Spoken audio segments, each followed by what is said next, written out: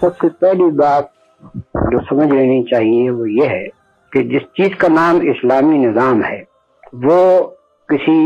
بے ایمان نظام حکومت کے ہاتھوں سے نہیں چلتا، کوئی بددیانت بیوروکریسی اس کو نہیں چلا سکتی، اور کسی ایسی آبادی میں وہ ٹھیک طور پر نہیں چل سکتا جس آبادی کی اخلاقی حالت بالعموم خراب ہو اور خراب کی جاتی رہی۔ ہم نے ایک مدت تک بادشاہی نظام کے تحت زندگی بسر کی ہے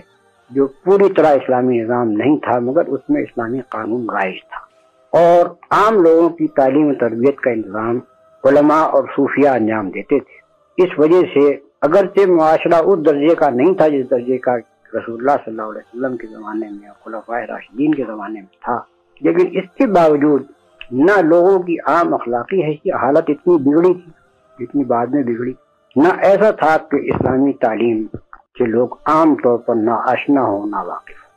18ویں صدی میں جس وقت انگریزی حکومت اول بنگال میں قائم ہوئی تو اس زمانے کے جو انگریز مصنفین تھے ان سب نے یہ کہا ہے کہ چوری وہاں ناپید، مسلمان سے جھوٹ کی کوئی توقع نہیں کرتا تھا، کوئی شخص یہ خیال نہیں کر سکتا تھا کہ عدالت میں جا کر مسلمان جھوٹی گواہی دے،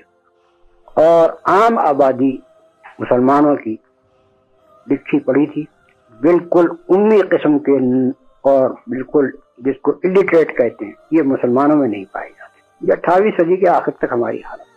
بعد میں جب انگریزی دور آیا تو اس نے ہمارے قوانین کو بدلا، ہمارے معاشی نظام کو بدلا، ہمارے معاشرتی نظام پر برے اثرات ڈالے۔ اسلامی تعلیم بالکل اس بات پر منحصر ہو گئی کہ کھاتے پیتے لوگ مدد کریں مدارس کی تو اسلامی مدارس چل سکتے تھے۔ حکومت کی طرف سے قطعاً کوئی سرپرستی کا سوال پیدا نہیں ہوتا تھا اسلامی تعلیم کے۔ اس کے بعد جو نظام تعلیم انگریزوں نے رائج کیا وہ ایسا تھا کہ جو مسلمان کے ذہن سے خدا اور رسول اور آخرت کے ذہن کے تصورات کو بالکل مٹا دیا۔ یہ سب کچھ ہم نے میراث میں پایا انگریزی دور سے۔ پاکستان کے قیام کے بعد اس صورتحال کو بدلنے کی کوئی کوشش نہیں کی گئی، بلکہ انگریزی دور میں ہم جتنے بگڑے ہوئے تھے اس سے زیادہ اس زمانے میں بگڑے۔ اب اگر کوئی اسلامی حکومت قائم ہو تو یہ خیال کرنا کہ وہ چھوٹتے ہی اس مثالی نظام کی طرف پلٹ جائے گا تو اس کی توقع نہیں کی جاتی۔ جو کچھ کیا جانا چاہیے وہ یہ ہے کہ حکومت ایسے لوگوں کے ہاتھ میں ہو جو ملک کے تمام ذرائع اور وسائل کو، ملک کے ذرائع ابلاغ کو، ملک کے ذرائع تعلیم کو، ملک کے تمام مالی وسائل کو اور انتظامی پالیسی کو اس غرض کے لیے استعمال کریں کہ مسلمانوں کی عام اخلاقی حالت کو درست کیا جائے۔ جتنی یہ عام اخلاقی حالت درست ہوتی جائے گی اتنی زمین اسلامی نظام کے لیے تیار ہوتی چلی جائے گی۔ یہی چیز تھے جو ہم توقع رکھتے تھے کہ انگریزی حکومت کے خاتمے کے بعد جب پاکستان میں مسلمانوں کے ہاتھ میں حکومت کا نظام آئے گا تو وہ حکومت عام مسلمانوں کے اخلاق اور کردار کو درست کرنے کی کوشش کرے گی، نظام تعلیم کو بدل کر ان کے اندر اسلامی تعلیم پھیلائے گی، الہاد پیدا کرنے والی تعلیم کو بدلا جائے گا، اس کے بجائے خدا پرستی کی تعلیم کو رائج کیا جائے گا، اور عام لوگوں کے اندر حلال و حرام کی تمیز پیدا کرے گا۔ افسوس ہے کہ یہ بات نہیں ہوئی۔ اگر اس وقت یہ حکومت اپنے تمام ذرائع و وسائل کو اس کام کے لیے استعمال کرتی تو آج حالت بالکل مختلف ہوتی۔ اب ہمیں گویا بالکل نئے سرے سے کام کرنا ہے۔ بے شک قوانین اسلامی کو رائج کرنے کی کوشش کیجیے، قوانین اسلامی کو مدون کیجیے تاکہ ہماری عدالتیں ان کے مطابق فیصلے کر سکیں، لیکن سب سے زیادہ زور جس بات پر صرف کرنا چاہیے وہ یہ ہے کہ اسلامی تعلیم صحیح معنوں میں ہمارے تمام مدارس اور ہماری تمام کالجوں اور یونیورسٹیوں میں دی جائے۔ ذرائع ابلاغ کو بجائے فحش پھیلانے کے، بجائے بد اخلاقی اور جرائم پھیلانے کے، مسلمانوں کے اندر اسلامی عقائد کو مضبوط کرنے کے اوپر صرف کیے جائے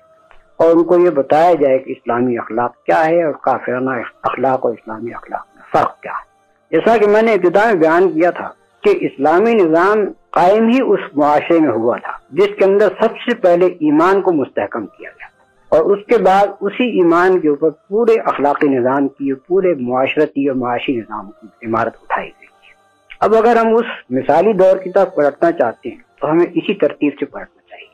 اگر عام مسلمانوں میں خدا پر ایمان، رسول پر ایمان، قرآن پر ایمان اور آخرت پر ایمان یہ مضبوطی کے ساتھ بٹھایا نہ جائے گا، اسلامی قوانین کو اگر آپ جاری بھی کر لیں گے تو مؤثر نہیں ہو سکیں گے۔ آپ جانتے ہیں کہ ہمارے ہاں جھوٹے مقدمات بنانے میں پولیس اتنی بڑی مہارت رکھتی ہے کہ وہ ساری دنیا کو چیلنج کر سکتی ہے کہ ہمارے مقابلے میں جھوٹا مقدمہ بنا کر دکھاؤ۔ گواہوں کا حال یہ ہے کہ عدالت میں جا کر صحیح گواہی دینا یہ سمجھا جاتا ہے کہ غلط کام ہے۔ عدالت ہے ہی ایسی جگہ جہاں جھوٹی گواہی دی جائے۔ یہ دو چیزیں اگر نگاہ میں رکھی جائیں تو آپ اندازہ کر لیجیے کہ ہمارے یہاں اسلامی قانون صحیح طور پر کیسے نافذ ہوگا، جبکہ اس کو نافذ کرنے والی مشینری جو ہے وہ بگڑی ہوئی۔ حکومت اس وقت جن لوگوں کے ہاتھ میں ہے ان کا بھی یہ کام ہے، اور آگے جن لوگوں کے ہاتھ میں حکومت آئے ان کا بھی یہ کام ہے کہ انتظامیہ کو صالح بنائیں، تعلیم کا نظام درست کریں، اور تمام ذرائع وسائل صرف کر دیں اس بات پر کہ مسلمانوں کے دلوں میں ایمان بٹھایا جائے اور ان کے اخلاق درست